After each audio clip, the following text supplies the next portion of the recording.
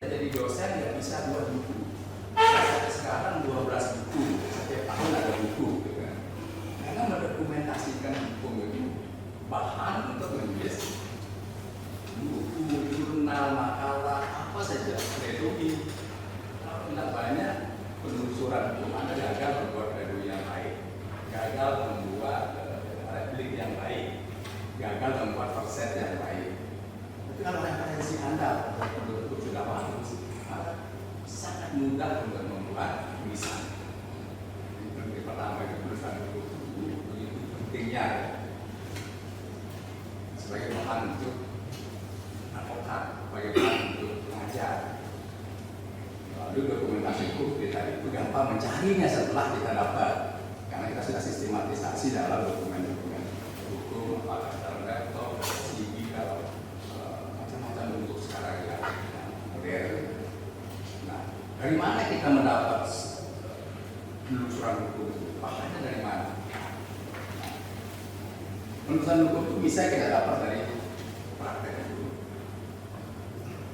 Jadi kasus-kasus hukum itu memberikan pelajaran bagi Anda itu sebagai bahan. Di samping kajian penelusuran dari hukum, mengkaji hukumnya sendiri, mengkaji praktek hukum. Kalau di negara barat justru Anglo-Saxon ini yang penting praktek hukum, nggak penting hukum itu di atas, nggak penting.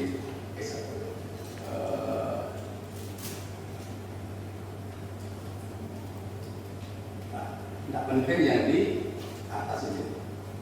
Kalau Anglo-Saxon kan dia yang penting jurisprudensi kan. Karena tidak ada norm di atas, webbook nggak ada, kitab nggak ada, yang ada jurisprudensi. Kita saja harus menelusuri hukum melalui kitab undang-undang dan berbagai peraturan yang diatur dalam Undang-Undang 12 2011.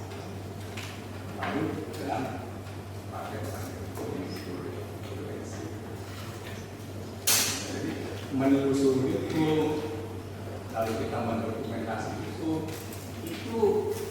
memang pekerjaan yang tidak mudah, karena Anda berhadapan di samping dengan hukumnya dan prakteknya empiris, normanya, terus sosiologisnya empirisnya, belum lagi filosofisnya. Makanya saya gambarkan seperti ini. Nah, hukum sering berhadapan sama filosofis. Sekarang ini Anda menelusuri kan? Tidak selalu cocok yang norma, yang peraturan dengan nilai filosofis. Misalnya poligami. Poligami ini secara normatif kita di Indonesia ini menghukum orang kawin kan?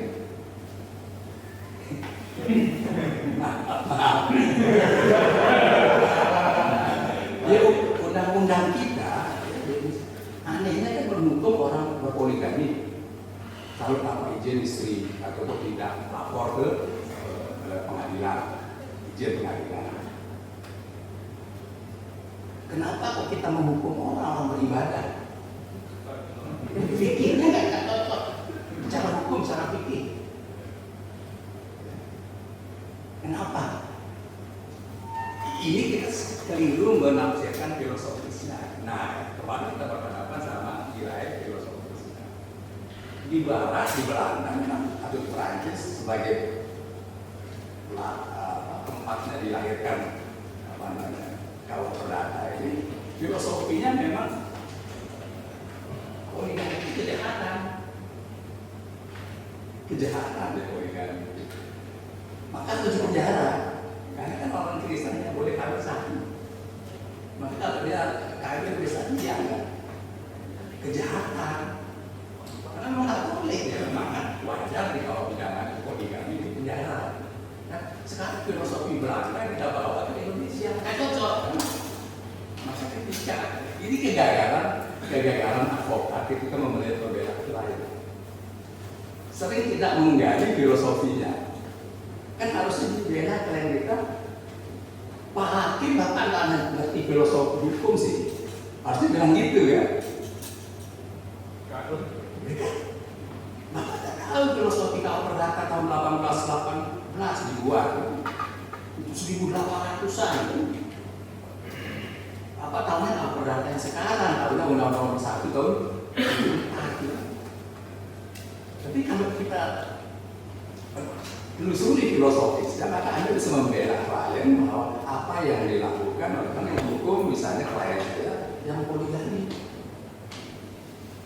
Jadi betapa sulitnya penelusuran hukum karena kita hukum berhadapan dengan nilai-nilai filosofis. Fikihnya sama kayak yang logis menurut hukum belum tentu secara sosiologis diakui yang logis. Nah ini kan kita harus telusuri yang logis supaya sesuai dengan kenyataan. Yang logik, yang masuk akal belum tentu benar. Yang masuk akal. Setan itu kan dibuat dari api ya. Kalau masuk neraka kan tidak ada rasanya ya. Logis ya. Logis. Kan enak ya setan masuk neraka. Logikanya jangan dibuat dari hati. Pelajaran logika nggak bisa dianalisis secara empiris, maka harus kita berpikirnya komprehensif, empirik. Kalau manusia dibuat dari tanah, kalau saya tempel pakai tanah sakit kan? Ya sakit, berarti nggak kan? Logika itu nggak berlaku kan? Logika tadi setan masuk ke api, nggak sakit, ya sakit juga deh. Seperti manusia dilempar oleh bata misalnya. Sama-sama tanah kan? Nah, jadi logika Anda itu sering saya empirik dan yuridis itu. Empirik kadang-kadang bertentangan dengan fikih. Kelakuan kita sering bertentangan dengan fikih. Ini kan kita telusuri. Anda telusuri secara komprehensif sehingga sempurna cara berpikir Anda, cara berargumentasi Anda, telusuri Anda. Sering saya cerita kalau belajar di salah hukum, secara fikih ya yuridis itu saya bilang hujan itu kan rezeki. Ya, sering saya bilang begitu. Hujan itu rezeki. Tapi sering Anda pakai payung, berarti menghindari rezeki. Malah lari menghindari rezeki. Kenapa nggak ada diam aja santai hujan-hujan kan rezeki loh. Kenapa begitu hujan lari manusia ini kan menghindari rezeki. Kira-kira argumentasi Anda apa? Ini spesialis terhadap spesialis. Spesialis ini ada undang-undang apa? Undang-undang OJK 21 2011. Undang-Undang OJK 21 2011 itu adalah undang-undang khusus. Sedangkan undang-undang umum kan acara pidana. Khusus mengatakan tidak boleh menyidik perkara perkara polisi. Tapi di penjelasannya mengatakan kalau ada kerjasama antara dua institusi, penjelasannya antara OJK dan Kapolri, maka polisi ada ahli berpendapat bilang iya penjelasannya begitu. Terus sekarang sudah ada kerjasama Kapolri sama pimpinan OJK. Saya bilang ada. Ini dia. Berarti boleh, ya boleh saja. Akhirnya bisa polisi menyidik perkara kejahatan perbankan apabila ada MOU antara Kapolri sama pimpinan. Kalau tidak ada MOU-nya, maka polisi tidak. Jadi di situ lex spesialis derogat lex general itu lihat dulu penjelasannya apa mana. Kalau tidak Anda telusuri, maka Anda terjebak dengan argumentasi yang hanya masalahnya. Ini model penerapan azas hukum. Jadi kasus seperti ini banyak terjadi benturan antara lex spesialis derogat dan generalis. Tapi lihat secara penjelasannya sekali lagi. khusus dan umum bagaimana menyelesaikan. Harusnya berlaku yang khusus kan. Tapi yang khusus kalau kemudian delegasi itu model penelusuran hukum yang ketiga. Nah semua penelusuran hukum yang tiga jenis ini maka temuan-temuan Anda maka Anda dokumentasikan secara baik dengan model yang saya katakan sekarang bercanggih, pakai alat-alat apa yang Anda lakukan, apakah model abjad simpan di laptop berdasarkan abjad, atau model kasusnya, atau model tingkat undang-undangannya. Semua memudahkan kita dan pembelajaran bagi kita semua gitu. Kalau menulis apa saja, skripsi, tesis, Anda membuat buku, saya berharap lahir dari teman-teman ini menulis praktik-praktik dan acara. Tulislah buku tentang praktik-praktik beracara dulu. Jangan. Saya punya buku acara beracara. Saya jadikan lampiran contoh-contohnya. Tapi kalau ditulis oleh advokat, pasti orang lebih tertarik karena dia merasakan. Tulislah praktik-praktik pengacara itu, cara membuat gugatan, cara membuat pledoi, cara membuat eksepsi. Jadi tidak semua. Cara menulisnya gimana? Itu cara menulis saya kalau sehari masih selembar aja menulis. Kalau 1 tahun kan 360 halaman. Jadi habis sholat subuh ada laptop, tulis selembar, setting, ngopi lagi, tidur lagi, kan harus sholat subuh. Cuman Anda jangan cepat putus asa begitu, buat selembar, baca, pada baik bahasanya robek, jangan gitu. Tulis saja, jangan dipikir isinya. Nanti setelah itu ya, second reading. Jadi orang lain suruh baca. Coba ini buku saya sudah jadi, lo bacakan di mana letak tidak bagus bahasanya. Gini saja. Jadi teman yang lain yang suruh koreksi. Baru Anda bisa. Tapi kalau Anda berharap 1 kali duduk 10 halaman, tidak akan jadi buku Anda. Membuat pledoi lalu buat semalam, pasti ada kesalahannya. Kesalahannya fatal kan. Makanya jangan misalnya ditunda 1 minggu gitu kan. Maka setiap hari lah buat jawaban itu selembar. Jangan duduk sehari sambil ngopi terus buat print. Kadang-kadang hektarnya yang beda kan. Maka tanah 30 hari ditulis 30 hektar. Enggak ada. Ini kami yang itu jadi bumerang bagi Anda untuk Anda kalah. Karena Anda tidak sempat baca lagi kan, karena sidang nantinya kan. Itu pengalaman saya membimbing atau membina para advokat.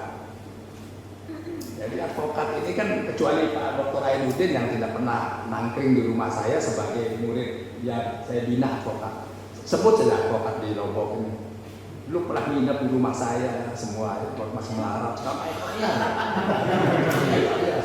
Saya harus telaten seperti ini, mengajarkan cara membuat gugatan. Tidak bisa sehari, tapi butuh sehari 1 lembar, 2 hari 2 lembar, lalu terus Anda baca, periksa. Karena Anda yang salah, atasnya yang salah, kan?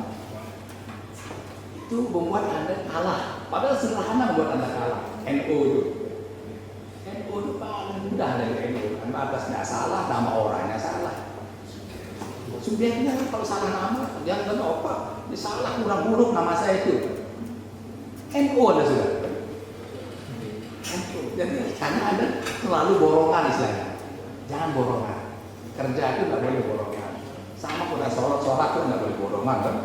Misalnya subuh, isya, maghrib, saya rapi dari satu kan nggak boleh. Kerja itu memang mengajarkan kita bertahap supaya fresh. Kepala kita ini kalau dipaksa untuk kerja terus, maka dia tidak fokus. Maka simpanlah file-file ini biar Anda cepat temukan di dalam, misalnya saya di laptop ini ada dokumen namanya bahan-bahan kuliah. Nah, itu bahagia itu berarti sudah saya tahu ini bahan kuliah. Tapi yang di luar itu berarti bahan tidak kuliah. Ini macam-macam isinya. Ini sederhananya. Anda nanti bisa pisahkan dokumentasi hukum bidang pidana, bidang tun, bidang agama, bidang itu berdasarkan jenis peradilannya. Silakan, itu dokumentasi. Mungkin itu Pak Moderator, Pak Dr. Aididin, ya, nanti ada saya serahkan makalah ini juga, slide ini saya akan serahkan sebagai bahan. Baik, terima kasih. Aplaus dulu. Untuk menjajaki hukum itu, namun semakin banyak yang kita dengar, semakin bodoh rasanya kita. Tentunya itu adalah merupakan semangat kita untuk mencari ilmu. Jadi setiap hari kita mencari ilmu, setiap hari kita merasa bodoh, itu namanya orang yang tidak pernah bosan. I'll never old to learn. Tidak pernah merasa tua untuk belajar. Tapi kalau dia sudah mendengarkan satu orang atau membaca buku satu orang dan kemudian dia sudah satisfied, that is belong to stupidity. Itu ada termasuk orang-orang yang pandir atau stupid, bodoh. Ternyata bahwa penelusuran hukum dan dokumentasi hukum ini sangat penting sekali. Ini adalah merupakan cara penjajakan, penelitian, sampai kepada penalaran hukum yang logis. Bagaimana kita akan mengemukakan, yaitu pendapat-pendapat hukum kita, argumentasi-argumentasi hukum kita dengan baik, kalau kita tidak telusuri dengan baik, dengan cermat, sedikit demi sedikit, sampai pada akhirnya kita mendapatkan cara untuk mengeksplanasi atau menjelaskan hukum itu secara logis, secara teratur. Nah, ini salah satu daripada apa yang telah kita dengarkan dari Profesor Zainal Asikin. Beliau ini adalah profesor yang serbaguna, di mana saja ada, dan bukan cuma hanya di satu bidang saja. Mohon maaf, beliau saya tahu adalah di bidang bisnis, tetapi bukan cuma hanya itu saja. Dan itu benar apa yang disampaikan, ada di YouTube, ada di Facebook, dan saya kadang-kadang ketawa juga kalau membaca Facebooknya. Jadi Facebooknya beliau ini kalau ada pejabat yang dimutasi atau pejabat yang uring-uringan gitu, itu selalu muncul gitu, dan berita itu adalah akurat gitu. Tetapi yang diberitakan terus diam, dia tahu dipecat gitu kan. Atau tahu-tahu dimutasi. Nah, ini jadi sangat luar biasa. Alhamdulillah kita beruntung beliau ada di tengah-tengah kita.